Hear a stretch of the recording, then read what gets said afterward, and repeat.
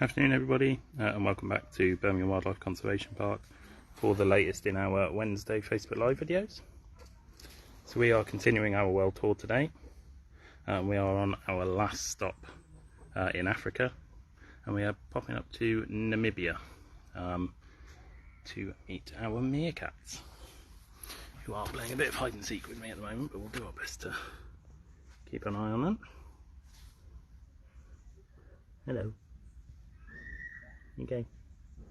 So yeah, as ever, please feel free to send in any questions or comments you might have. Otherwise we will carry on. I will tell you a little bit about our meerkats and try and teach you a little bit about these guys. Right then, so we have got a pair of meerkats here at the wildlife park. We have our female, who is the one with her back to us at the moment, standing up on sentry duty. And then we also have our male, who is the one just up there on the log there.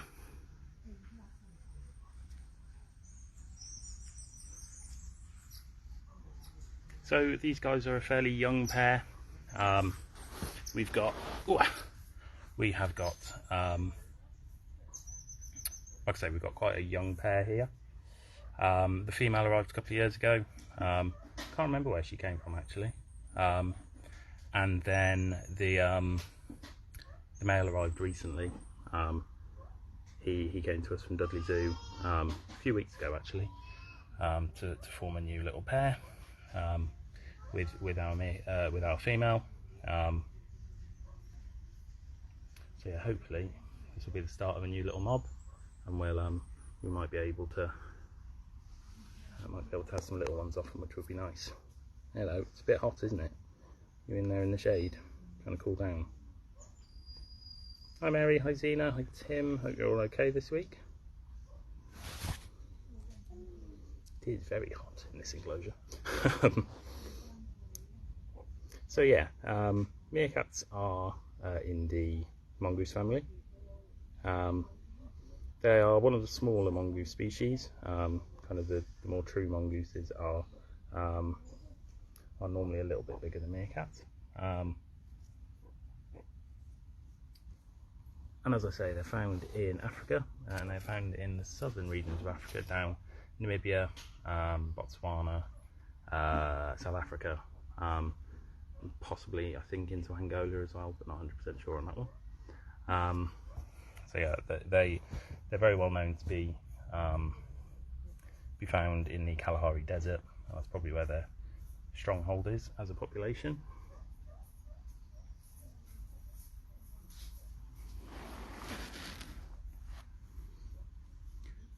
Having a look at what's going on.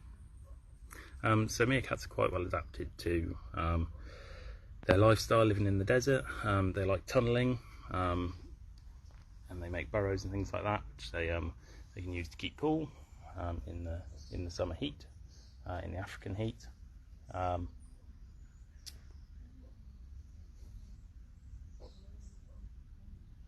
they've got these nice big long claws that you can see on the front feet there, which help them when they're digging. They do also have quite a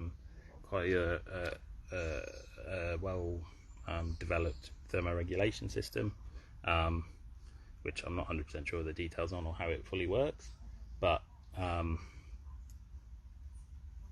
yeah, they are able to kind of thermoregulate themselves a little bit more than other species would be able to. Yes, we've only got the two at the moment, Tim. So yeah, we did used to have, well, when I first started, we had two mobs. We had a group of 9 and a group of 6, and unfortunately time has taken its toll. We've lost all of those individuals now from those two groups, and yeah, we've got this new pair now to hopefully form a new mob. There's the female having a bit of a dig at the moment. We're looking for some bugs of some sort.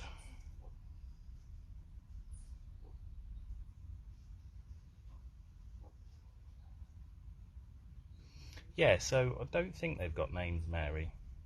The male, I believe, might actually be called Crumpet. The box he came in had Crumpet written on it, so we assume he's probably called Crumpet. Female here, I'm not 100% sure on. But yeah, it would be nice to give them some proper names.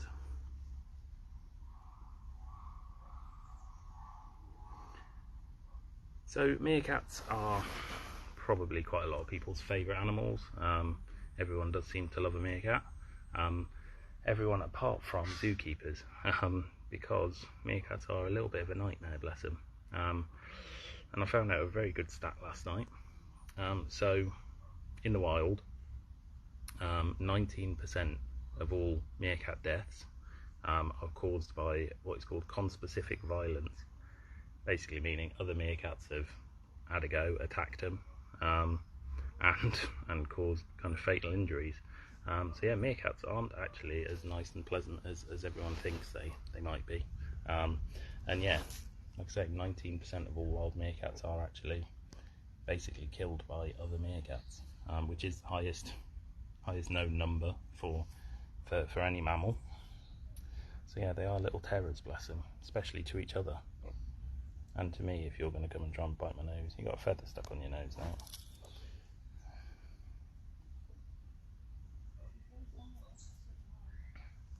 So yeah, cute and cuddly by appearance, but actually, yeah, actually horrible little things, bless them.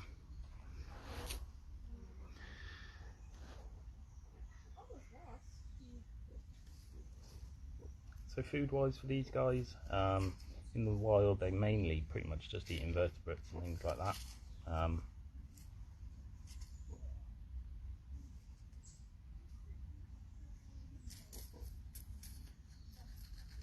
Dig in there for some grubs by the look of it.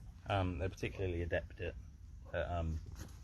hunting scorpions and disarming scorpions, and it's been found that the adults are able to teach their youngsters about how to disarm scorpions with their stings and things like that. So yeah.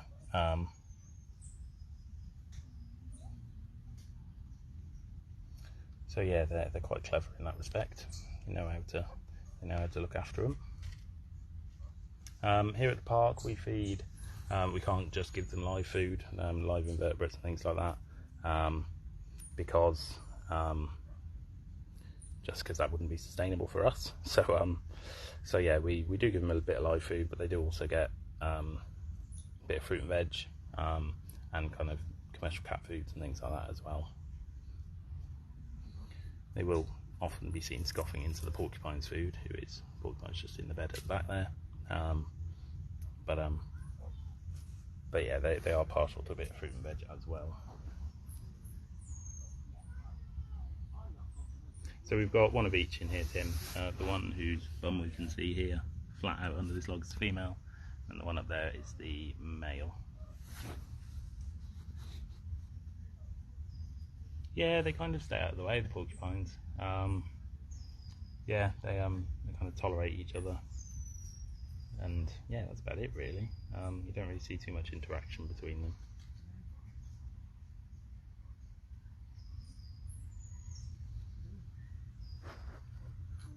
Yeah, this one's the male. I'm going to look at us at the moment. So they are quite vocal animals. You might have been able to hear some little chirps and chirrups while we've been in here. But yeah, they are quite vocal. They've got a range of different calls and sounds that they make to each other. Meerkats are well known for normally having someone on sentry duty. These two are doing a very poor job of that at the moment. So we've got one digging and one just flat out. But when they are on sentry duty, they've got a number of different alarm calls that they can use, which alert the rest of the mob to potential predators and potential danger, and they can actually kind of, with those calls, distinguish what type of threat they are facing. So they've got different calls for kind of aerial predators such as eagles and hawks, and they've got different noise for things like jackals and ground attacking species, and then I think they've got a different one for snakes as well. So yeah, they've got a wide range of calls which kind of is able to quickly tell the rest of the group what the danger that they are potentially about to face is, which is very clever. Yeah, it means the rest of the group can go and hide kind of effectively, rather than just having one call for any type of predator.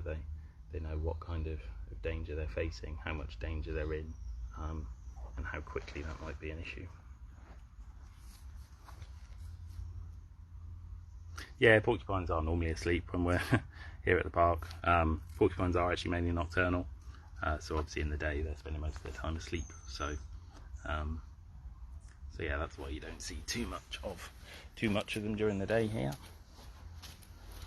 Come have a bit of a look around here. Alright guys, hello.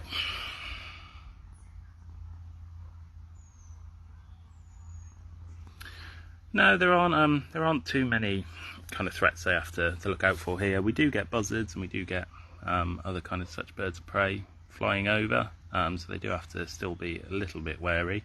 I do know of other collections that have got things like red kites and stuff like that that fly over, so their meerkats are a little bit more on guard most of the time. But yeah, these guys are pretty chilled out. Yeah, trying to find a bit of shade in here at the moment. It's like I say, it's rather warm down in this enclosure.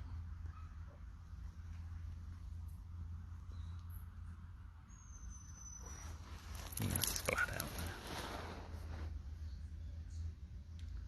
This is the way the meerkats will cool down. They'll kind of spread themselves out, increase their surface area to try and dissipate any heat.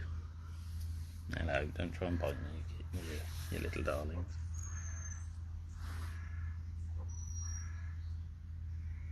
Hey. Right guys, I think we will start wrapping up there. If you've got any questions, send them in and I'll do my best to answer them. Otherwise we will leave these guys to it.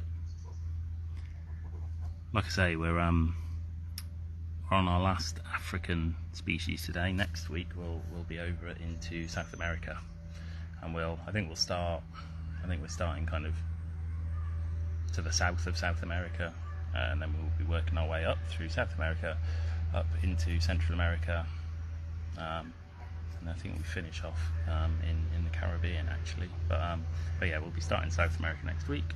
Can't remember the species that we're starting with. Possibly something like the Mara or the Rhea, but yeah, we'll have a look. We'll have a look next week.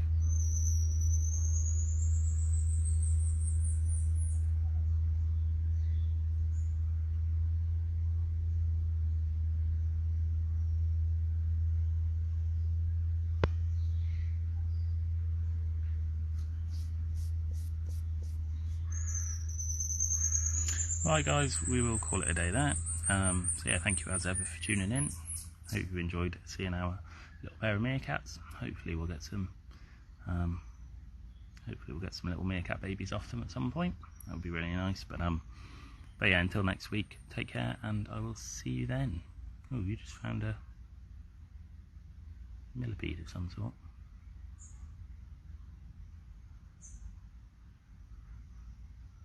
You don't really know what to do with that, do you?